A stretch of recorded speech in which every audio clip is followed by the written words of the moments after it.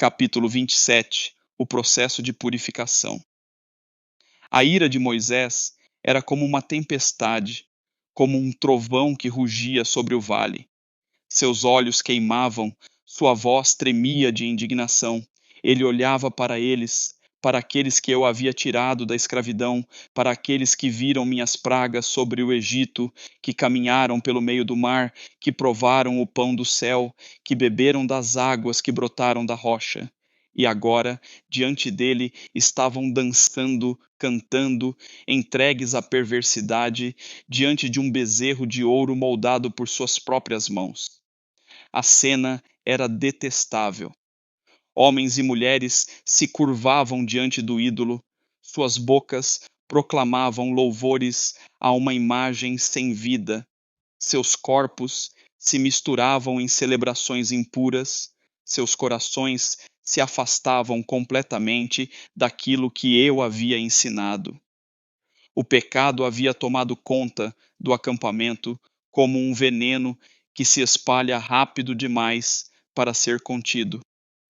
Os anjos que sempre os acompanharam olharam para mim, aflitos, pois viram a dor que crescia dentro do meu coração. A glória que repousava sobre o monte tremeu. Meu amor sempre foi grande, mas minha justiça também o é. Meu coração estava ferido, pois eu os amei, eu os guiei, eu os alimentei. Mas agora eles me trocavam por um pedaço de metal. Minhas leis ainda estavam nas mãos de Moisés, intactas, puras, escritas pelo meu próprio dedo. Mas antes mesmo que pudessem recebê-las, já as haviam quebrado. O desejo de eliminar aquele povo e começar uma nova história com Moisés cresceu dentro de mim. Eu poderia apagá-los da terra, varrê-los da memória das nações. Seria justo, pois já tinham se provado infiéis. Mas Moisés se colocou entre mim e eles. Ele caiu de joelhos, abriu os braços como se quisesse conter minha fúria e gritou: Senhor, não destruas este povo. Lembra-te de Abraão, Isaque e Israel. Lembra-te da promessa que fizeste a eles. Se os matares, as nações dirão que os tiraste do Egito apenas para destruí-los no deserto. Ele chorava, implorava, suplicava pelo povo que ele mesmo estava indignado. Pois Moisés entendeu algo que poucos entendem. Meu amor sempre busca a restauração antes da condenação. Minha ira diminuiu. Eu o ouvi. Não os destruí, mas eles não poderiam entrar na terra prometida. O Egito ainda estava neles. Não bastava sair da escravidão, era preciso purificar suas almas. A jornada que poderia durar poucos meses agora levaria 40 anos. Uma geração inteira teria que partir antes que a próxima pudesse herdar a promessa. O processo seria doloroso, lento, mas necessário. O povo precisava aprender a viver livre. E então olhei para as tábuas. Minha lei ainda era eterna. Não poderia ser esquecida. Pois sem lei não há ordem, sem ordem não há justiça, sem justiça não há vida. Mandei que Moisés subisse novamente ao monte.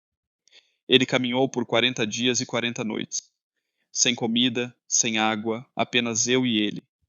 Dei-lhe novamente as mesmas palavras, as mesmas leis, os mesmos mandamentos. Escrevi tudo novamente, como fiz da primeira vez, pois a minha lei não muda, não se apaga, não é moldada pelos desejos humanos. Mas além dos mandamentos eternos, o povo precisava de instruções, de um código, de uma estrutura. Eles precisavam aprender como viver, como se comportar, como manter a ordem entre eles.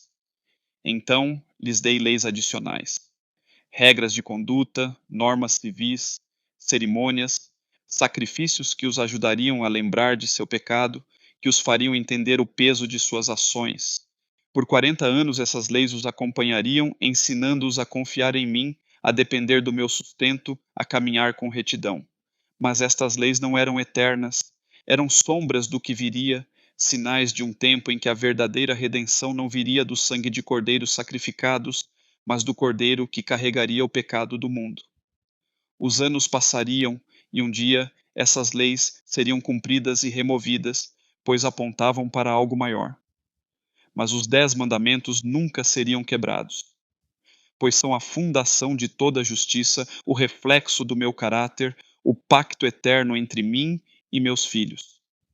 Quando Moisés desceu do monte, seu rosto brilhava com minha glória. Ele trouxe as tábuas renovadas, trouxe as leis, trouxe a promessa de que eu ainda caminharia com eles. Mas também trouxe a verdade que ninguém queria ouvir. Ainda não estavam prontos para entrar na terra. E assim começou o tempo do deserto, um tempo de aprendizado, de provações, de milagres e de juízos. Pois antes de pisarem na promessa, antes de tocarem na herança, antes de tomarem posse do que eu lhes havia dado, precisavam ser transformados. O deserto não era castigo, o deserto era purificação.